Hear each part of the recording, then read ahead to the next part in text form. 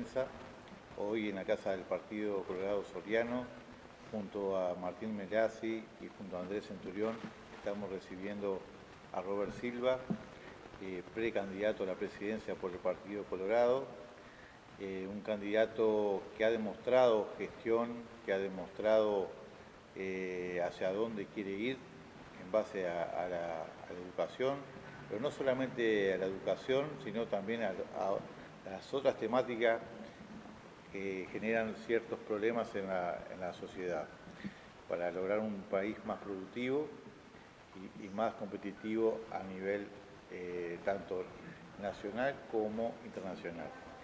Así que le cedo la palabra a Robert.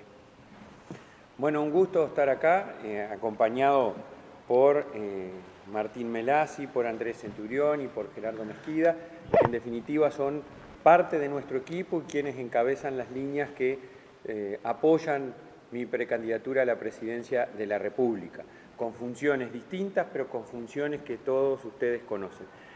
Así que bueno, es un gusto estar acá representando al proyecto y quedo abierto a las preguntas que ustedes quieren realizar.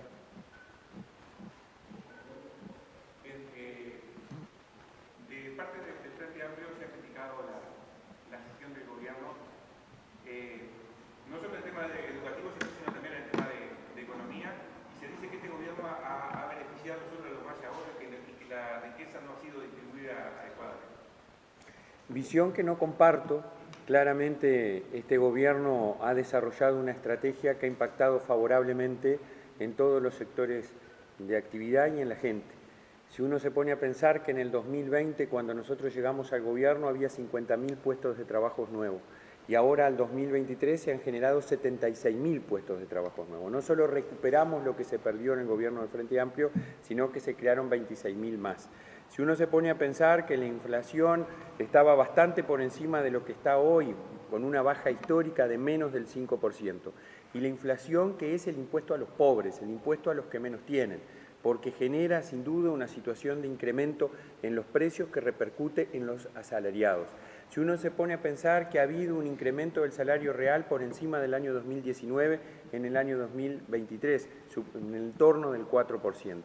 Si uno se pone a pensar que el déficit estructural, que cuando nosotros llegamos al gobierno era de un 4.5%, algo histórico, increíble, en un proceso de bonanza y de crecimiento económico como el país estaba, y hoy está en 2.7%, eso impacta favorablemente. Si uno se pone a pensar que el riesgo país es notoriamente mejor que el que teníamos antes, eso impacta favorablemente porque da más recursos para pagar menos intereses por deuda, porque genera más oportunidades de inversión.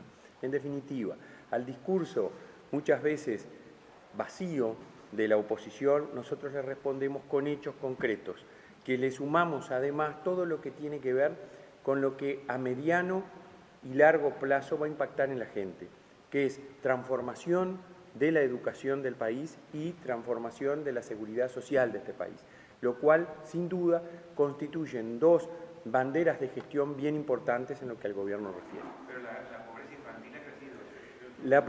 La pobreza infantil ha sido impactada por la situación de pandemia y por eso en la rendición de cuentas del año anterior nosotros aprobamos una inversión extraordinaria de $50 millones para atender esa situación. A nosotros los vallistas nos pega fuerte ese tema y tenemos credenciales de trabajo. Basta recordar, y aquí en Soriano hay varios ejemplos que he visitado y conozco, a partir de 1987, las propuestas de los centros CAIF, de la mano de la gran mujer como fue Adela Reta, que impactaron favorablemente en los que menos tienen, a partir no solo de institucionalización, escolarización, sino también de una política de cuidados, de prácticas de crianza en la primera infancia. Entonces, en ese sentido hay que seguir avanzando, creemos fuertemente en los jardines de tiempo completo, en las escuelas de tiempo completo, en los centros de atención y de cuidado a la familia, que me parece que es sustantivo llevar adelante acciones. Sin duda, uno de los desafíos que tenemos como país es la pobreza infantil. Yo lo comparto y hay que trabajar. ¿Por dónde deberían pasar las prioridades del próximo gobierno? Las prioridades del próximo gobierno tienen que pasar por la generación de empleo y trabajo, crecimiento económico para atender las situaciones de políticas públicas que hay que desarrollar. ¿Y cómo se logra eso? cómo tenemos más empleo y más trabajo, cómo tenemos crecimiento económico que impacte favorablemente en toda la sociedad, pero sobre todo en aquellos que más necesitan, con más escuelas, más jardines, más liceos, más hospitales, más policlínicas. Se logra a partir de una estrategia nacional que tenga un impacto, primero, en el pilar fundamental de desarrollo de una sociedad, que es la transformación educativa. Con nosotros va a haber más y mejor transformación educativa que la que hemos desarrollado hasta ahora.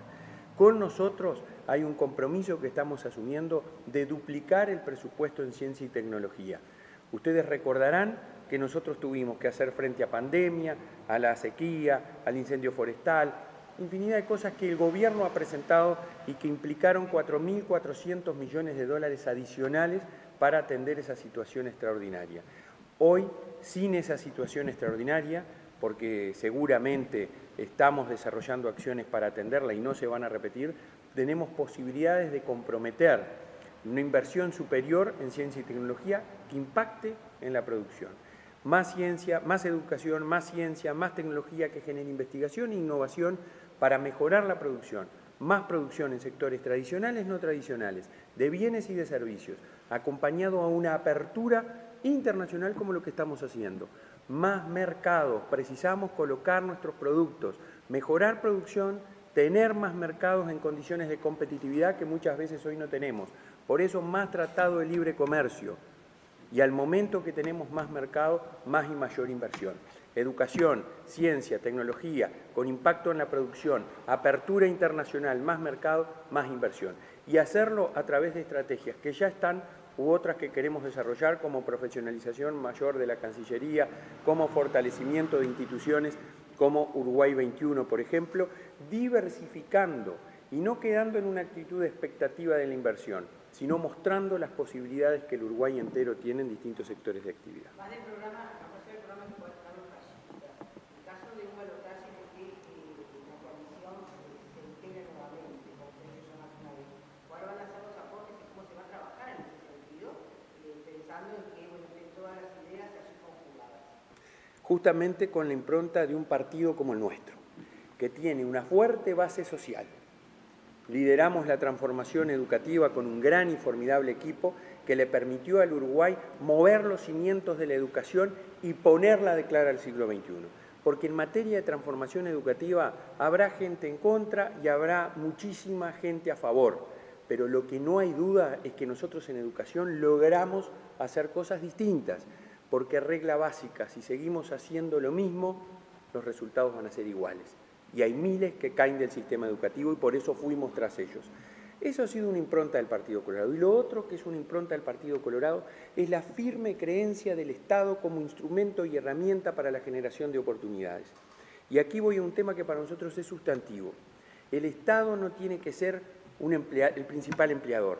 El Estado tiene que ser eficiente. Aquí la discusión, en vez de más o menos estados, es cuán eficiente y eficaz es el Estado. Y por eso nosotros, tomando el ejemplo de la forestación, por ejemplo, ¿verdad?, en donde en definitiva el Estado no creó un ente autónomo para plantar árboles, fortaleció políticas públicas que permitieron el desarrollo del sector privado vinculado al sector, fortaleció estrategias de tratados internacionales para el desarrollo de toda la cadena productiva, generando empleo, generando trabajo, generando más oportunidades e inversión. Ese es el camino por el cual hay que transitar. Y ese será el aporte del Partido Colorado, como por ejemplo lo estamos haciendo ahora, presentando una ley, un proyecto de ley de la mano del senador Adrián Peña, para que los ingresos en los gobiernos departamentales no sean a dedo, para que los ingresos sean por concurso, para que los gobiernos departamentales, además de incentivar y estimular las inversiones y los proyectos que lleguen a dar trabajo a nuestros pueblos en los distintos departamentos, atiendan otras necesidades y los recursos que recauda sean prioritariamente destinados a los fines propios de una intendencia, de un municipio, como es el arreglo de toda la infraestructura y los servicios públicos que están bajo su competencia.